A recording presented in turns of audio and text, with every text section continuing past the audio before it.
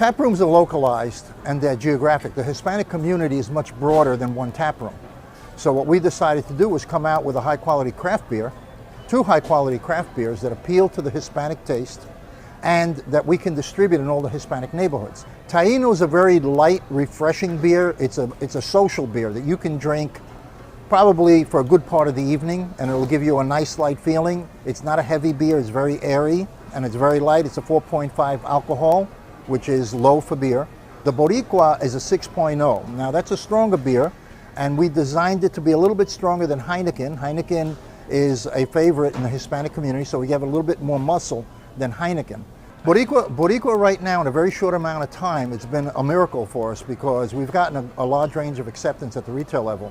We're in Publix, we're in ABC, Target is picking it up, we're in Sedano's, we're in Bravo's, 7-Elevens are picking it up because they're concentrating more on craft beer and the Hispanic market. So what we're trying to do is do a quality beer, a high quality beer, more taste, and that the Hispanic community will like.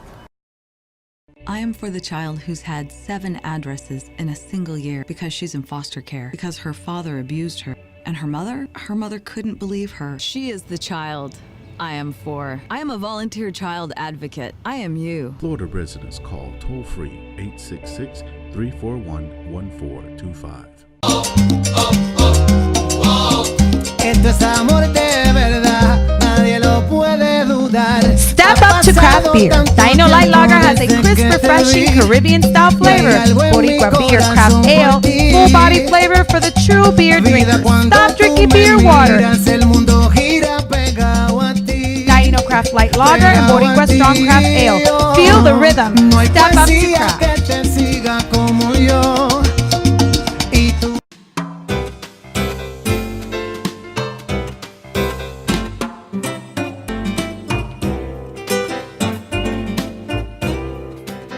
Hello everyone, welcome back to Latina Role Models. Like every Tuesday night, we celebrate the accomplishments of Latina leaders in our Hispanic business community. Today we have a special guest. She's also well known in the Hispanic Chamber circles. As you know, this show is brought to you in collaboration with the Hispanic Chamber of Commerce of Metro Orlando. And we have our dear friend and community champion, Deisamar de Soto Torres. Deisamar, welcome to the show. Thank you for being here. Thank you, Margie, to invite me. Absolutely. So I've known Deisamar for a long time for her involvement with the Hispanic Chamber of Commerce. She's been an ambassador to the Hispanic Chamber of Commerce. She's been part of the Leads group. So, you know, very, very involved. But you are here today with a different hat. The hat of the president of HAPBWA. Can you tell us more about HAPBWA? Well, HAPBWA is the Hispanic American Professional Business Women Association. Was founded 20 years ago. And the purpose of this foundation is to help every woman that came here to Orlando because they don't want to know how Orlando works. And sometimes really don't know other people to make networking, or probably didn't know how work the utilities here in Orlando. And HAPBWA was created to help all that women, and not only in that area, also in the professional area. Right now we have a huge event, but every the 4th Wednesday of the month, we meet every Wednesday from 5:30 to 8 p.m. at the Valencia Community College in Lake Nona campus. And we bring every professional from different industry to talk about the business or about the emotions or any topic that the woman that empowers women. I had the privilege and opportunity to be part of the board of directors of HAPBWA a couple of years back, and it was really fundamental for me to be able to connect with these women leaders in our community that helped open doors, that empowered me and allowed me to empower other women, because that's really when we learn. When we start giving and serving is when we learn the most about ourselves. I've met my really good friends and partners through HAPBWA. Yes. Gloria Puerto, which is currently in your board. Yes. She was a really good friend, and I met when I was affiliated to this wonderful, wonderful organization. And what they really do is that they want to empower women, and they want women to have access to opportunities, to be educated, and to know their way around Orlando. If you just arrived to Orlando and you're trying to connect with powerful, influencing women in the region, just, I strongly recommend that you get to know these ladies. That's true. That is really, really, really what they do. So, and then you said that it started 20 years ago. Yes, 20 years ago. Last March, we have the anniversary. We celebrate with not only with the membership, with a new sponsor that we have, like Disney, like Wyndham, and any other sponsor that believe in HAPBWA. That is beautiful. So what does it take for someone to believe in HAPBWA? What's really behind the magic of HAPBWA? What's really behind the HAPBWA? Well, we in HAPBWA is women like you and me that wants to progress in not only in our professions as a woman, because sometimes we are alone in our house, didn't know other people.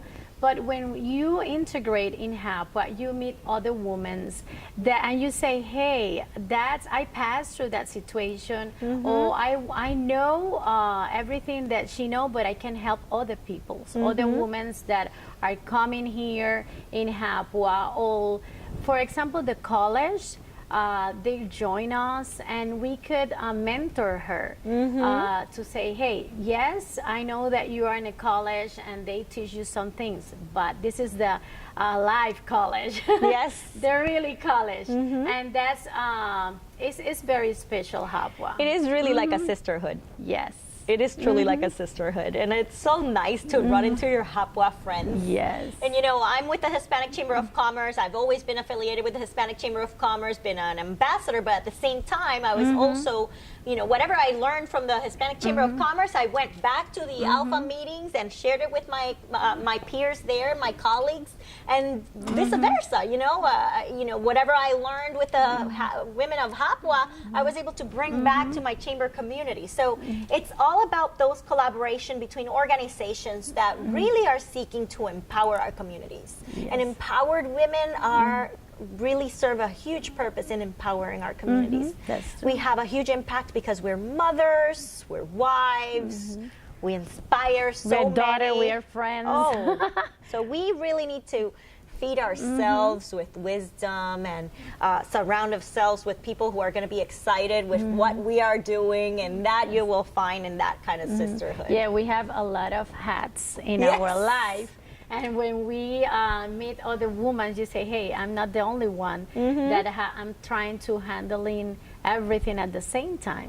But when we meet other women, it's more fun. It's more fun. It's totally different when we are doing business with men. That is nice, but when you are sitting with another lady, it's more than professionalism. It's like a laugh, like cry sometimes. Because we have something in common.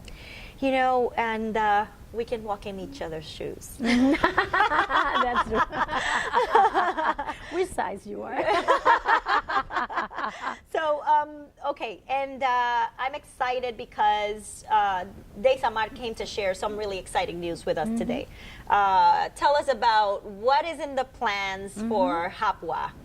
Okay, HAPBWA right now have the annual event that is named Mujeres en Transición, Asegura tu Futuro. It's going to be held on... Women in Transition, Secure Your Future. Yes, it's in Spanish, sorry. But it's going to be on Saturday, September 9, from 9 a.m. to 3 p.m. It's going to be in Disney Contemporary Resort. It's totally free for our membership. And the women or the men that want to join us, it's going to be just only an investment. But if you find in our website, you are going to receive more information about that. But it's going to be very interesting because we are talking about women in transitions. And okay, I said we are transitioning in our life in every aspect, not only in professional manner, but we are going to talk about emotions, finance, and also professionalism.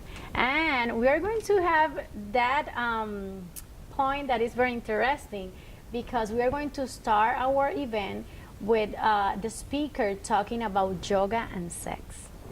Don't ask me what is that, but if you want to learn more, just join us on September 9. I know that sometimes that theme is not everybody taboo. talk. Yes, it's a taboo, but it's going to be very interesting, very professional.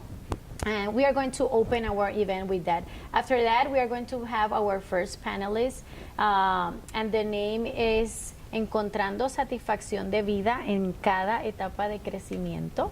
And we are going to have Marlene Silva. She's a professional counselor for marriage and for family. Also, we are going to have Denny Centeno. Let me ask you, so she's a counselor for marriage and family. Is this more geared towards how the family unit and how we take care of our family? What can we find in that panel? Yes, they are going to talk about the families and marriage, but also we are going to have another panelist that she have a very beautiful history. She's a professional, but what as doing a professional, what the problem she found, what problem she had, and she could go out and continue their professional, because sometimes we have a situation in our life that make us stop. But no, sometimes we need to stop, but we need to continue to another level. And in that panel, we are going to talk about it.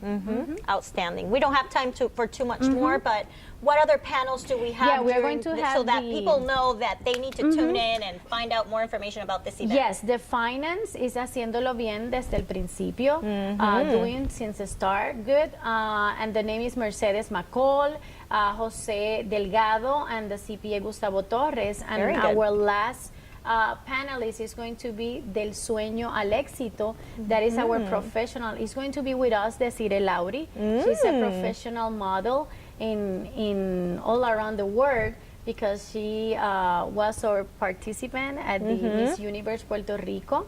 Also, we are going to have Yolanda Londoño from Tupperware and Luz Amparo Reyes. Outstanding. You have quite a very interesting group of panelists there. And the two is going to be in Disney Contemporary Resort. Our magic is going to be the whole day, but the beautiful magic is going to arrive at the end of the event.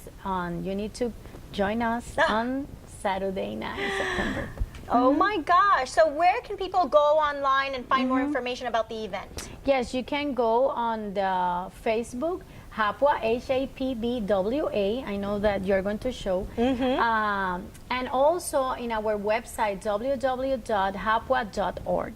Thank you so much, Deisamar, for making time to be here today and share this valuable information with our viewers. And to everyone, thank you so much for tuning in. This is Spectrum 194 Latina Role Models. We are expecting you back next week. And if you would like more information about this event, go to www.hapbwa.org. And to learn how you can join the Hispanic Chamber of Commerce and this awesome group of leaders, join www.hccmo.org. Thank you, Latina Role Models, for tuning in. We see you next Tuesday. Hola Florida, introducing Boricua Beer and Taino Light Beer. Boricua and Taino Light are crafted beers that are rich in flavors and brewed right here in Florida. Taino beer has a crisp, refreshing Caribbean flavor style when enjoyed chilled. Boricua beer is a craft ale with full body flavor that is a beer drinker's beer. Boricua and Taino Light Beers. Enjoy responsibly. I am for the child who's had 7 addresses in a single year because she's in foster care, because her father abused her. And her mother couldn't believe her. She is the child I am for. I am a volunteer child advocate. I am you. Florida residents call toll-free 866-341-1425. Esto es amor de verdad, nadie lo puede dudar. Step up to craft beer. Dino Light Lager has a crisp, refreshing Caribbean-style flavor. Boricua Beer Craft Ale, full-body flavor for the true beer drinker. Stop drinking beer water. El mundo gira pegado a ti. Dino Craft Light Lager and Boricua Strong Craft Ale. Feel the rhythm. No hay Step up to poesía craft. que te siga como yo. Y tú. Hi, I'm Danny Ramos, and welcome to Latina Role Models, brought to you every week on Spectrum. Today we are going to interview Vimara Gorsuch. She's a deputy with Osceola County, and she's been there for quite a while, and she has an interesting story to talk about her life and how she got to become a deputy. How are you? I'm doing good. How are you? Good, good, good. All right, so how did you become a deputy, and when did you start? And let's start, when did you actually become a deputy? What year? I became a deputy, well, I did my crossover in 2002, because I actually started as a corrections officer January of 2000. Mm-hmm. And that in 2002, if I remember correctly, because I was involved politically, but I was working on campaigns, I think that there was only one Hispanic that actually ran for office. Now, nowadays we have Hispanics all over the place that are occupying offices, but back then there was only one guy who ran for office and was successful. So there was only one Hispanic elected official in all the Central Florida counties. So you going into the Sheriff's Department was a little bit out of place for not only a Hispanic in Osceola County, but also a woman. Correct. So what was your initial experience? How did you feel going into Osceola Sheriff's Office, being a woman, being a minority in that era? Well, first, actually, it felt a little awkward, because you are in a position that is stereotyped to be just for men. Being a woman, you have to basically show that you can do the same job that they can.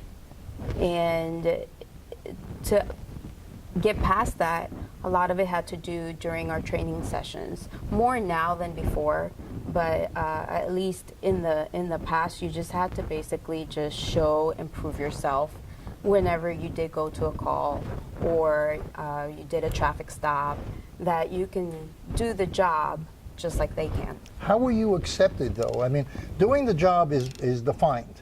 Correct. Okay? The rules, the regulations is what you're supposed to do. But psychologically, because I remember that era, okay? So that, you know, I came into Florida in 1995, and I remember the era politically. So how were you psychologically accepted? Were you psychologically accepted by everybody on the force as a woman and a Hispanic woman? I think it took a little bit to get to that point. At first, it was a little awkward as far as the encounter, not just with the people out in the community, but also our own people trying to figure it out. Did they trust you? Did the fellow officers trust you? That takes time, or that took time at that point in time, only because there wasn't that many. There was only a total of 4 of us that were female sworn deputies back in 2002 for the agency. And how many now?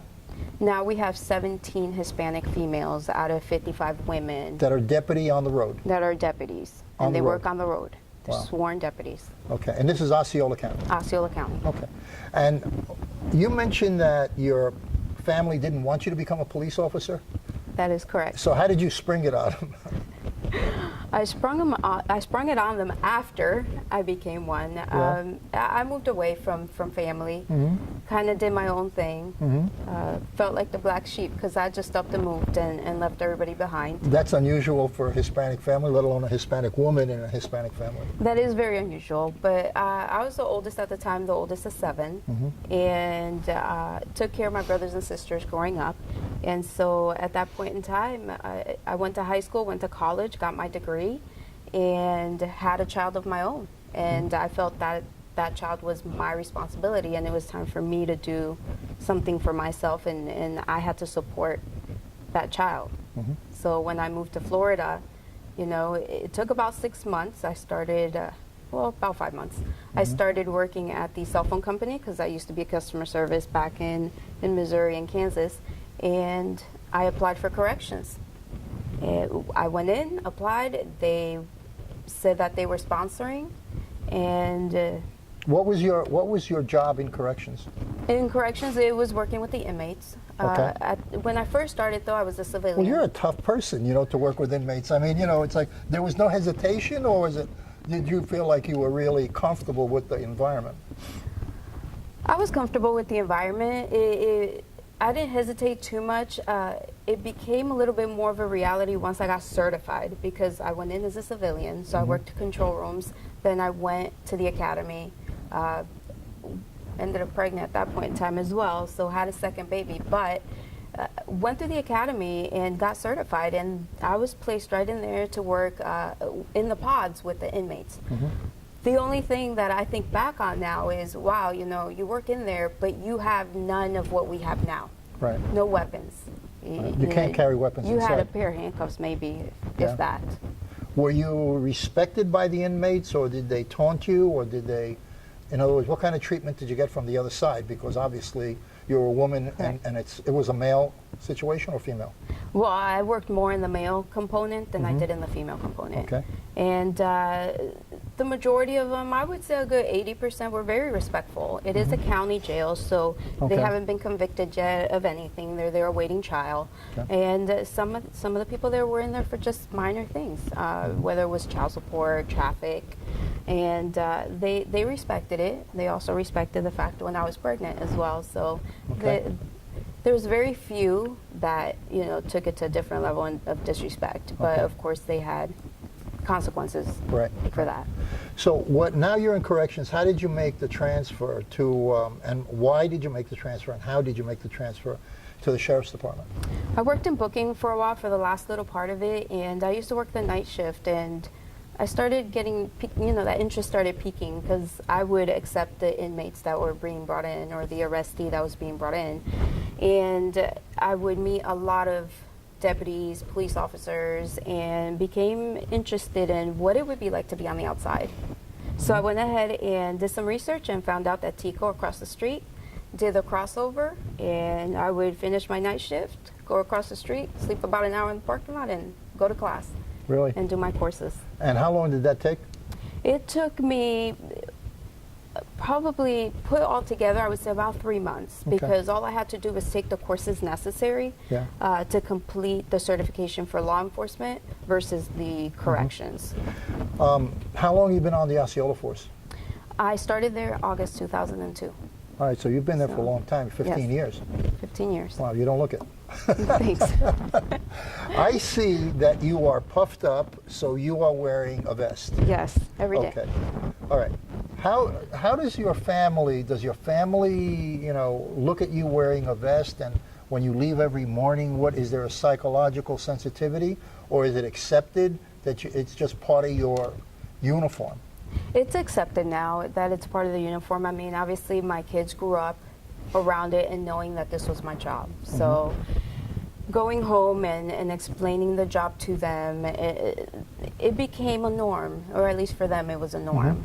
Maybe not for some other people, but I think I was able to teach my children a lot, being in the position that I was in, and being able to come home and explain to them, you know, the dangers out there and the things going on. So it's accepted now. My mom doesn't say anything anymore negative about it. Okay.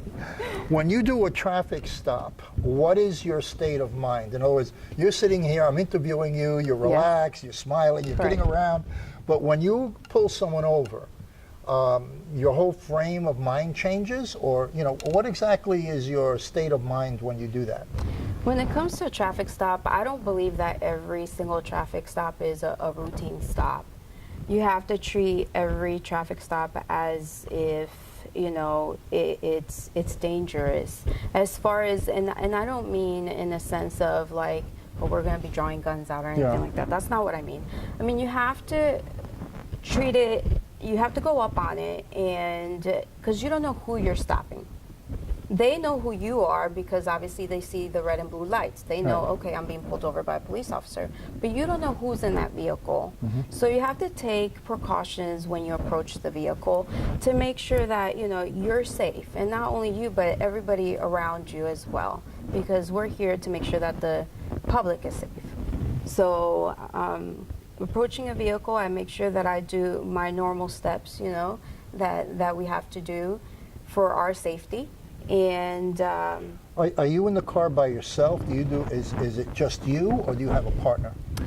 we are in our cars by ourselves. In Osceola County, and I believe the majority of Florida is just a one-man car or a one-woman car. Yeah. And does that, did you have to prepare for that? Because I know that I've seen that in some instances it's always two people. One police officer goes on one side, the other police officer goes on the other side.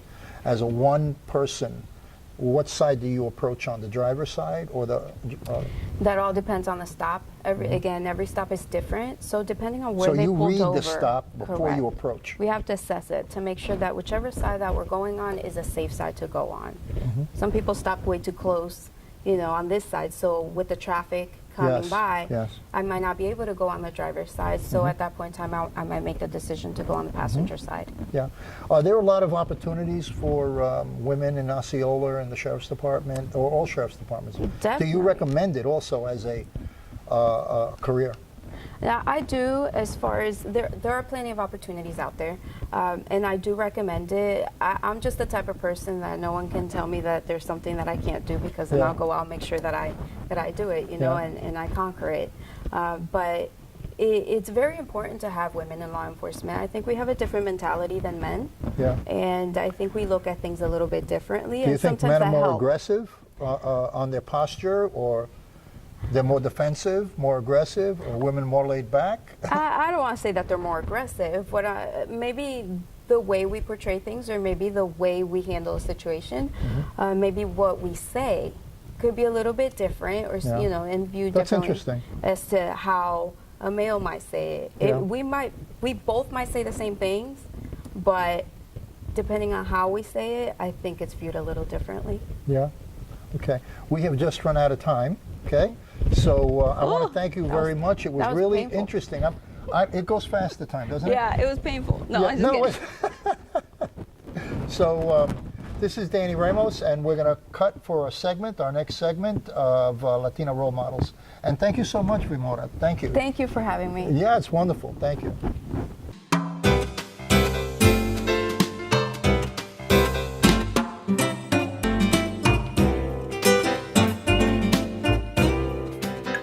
Tap rooms are localized and they're geographic. The Hispanic community is much broader than one tap room.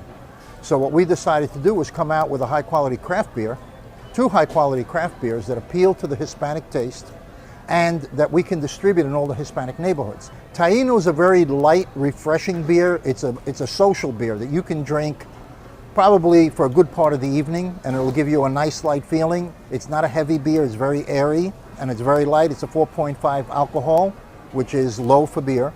The Boricua is a 6.0. Now that's a stronger beer, and we designed it to be a little bit stronger than Heineken. Heineken is a favorite in the Hispanic community, so we have a little bit more muscle than Heineken.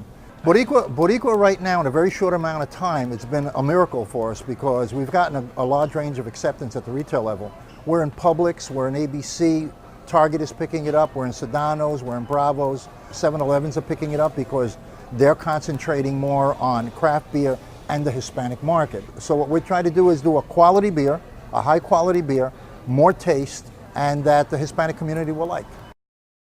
I am for the child who's had 7 addresses in a single year because she's in foster care, because her father abused her. And her mother couldn't believe her. She is the child I am for. I am a volunteer child advocate. I am you. Florida residents call toll-free 866-341-1425.